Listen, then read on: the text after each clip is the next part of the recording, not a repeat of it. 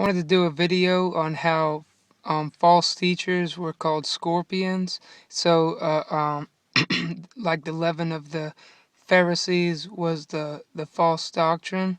I'd also like to just include scatter, because scatter in the Greek is actually a form, is where we get our word scorpion. It's I believe it's scorpios and scorpidzo, but just keep that in mind. The main emphasis here is going to be on scatter.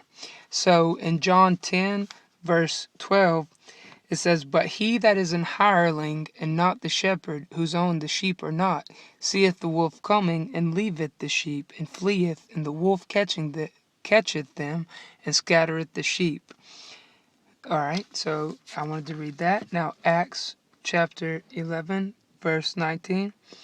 "Now they which were scattered abroad upon the persecution that arose about Stephen traveled as far as Phoenice and Cyprus and Antioch, preaching the word to none but unto the Jews only." So then I'm going to go over here to Zechariah chapter 11, verse 16 and 17,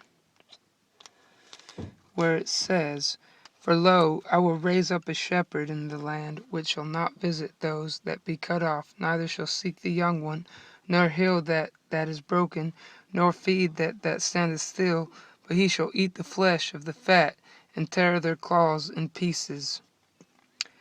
Woe to the idle shepherd that leaveth the flock! The sword shall be upon his arm, and upon the right eye. His arm shall be clean dried up, and his right eye shall be utterly darkened." I'm not exactly sure why I had that one there. Sorry. Let me see. Chapter 23, verses 1 through 4 of Jeremiah. So Jeremiah 23, 1 through 4 says, "Woe be unto the pastures that destroy and scatter the sheep of my pastures, saith the Lord. Therefore thus saith the Lord God of Israel against the pastures that feed my people: Ye have scattered my flock, and driven them away, and have not visited them. Behold, I will visit upon you the evil of your doings, saith the Lord. And I will gather the remnant of my flock out of all countries whither I have driven them, and will bring them again to their folds, and they shall be fruitful and increase. And I will set up shepherds over them, which shall feed them, and they shall fear no more, nor be dismayed, neither shall they be lacking, saith the Lord." And then Psalms 2, verse 2, "The kings of the earth set themselves, and the rulers take counsel together against the Lord and against his anointed, saying, Let us break their bands asunder, and cast away their cords from us." And then Deuteronomy 4, verse 27, "And the Lord shall scatter you among the nations, and ye shall be left few in number among the heathen, whither the Lord shall lead you.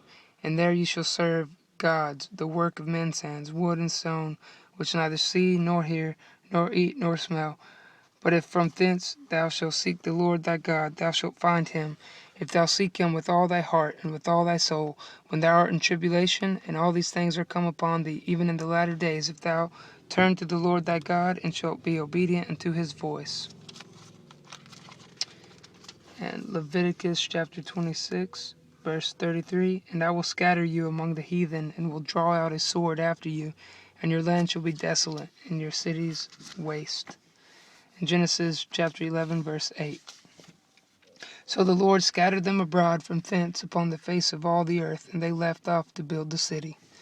Well, I just wanted to share that with you because, you know, it's important to understand the difference between, like, when the Lord scatters someone and why the Lord scatters them, and just how he controls all things, and even the deceiver and the deceived, they're his. And no matter what happens, just remember God is always in charge. So I just wanted to share the word scatter with y'all. All right, bye.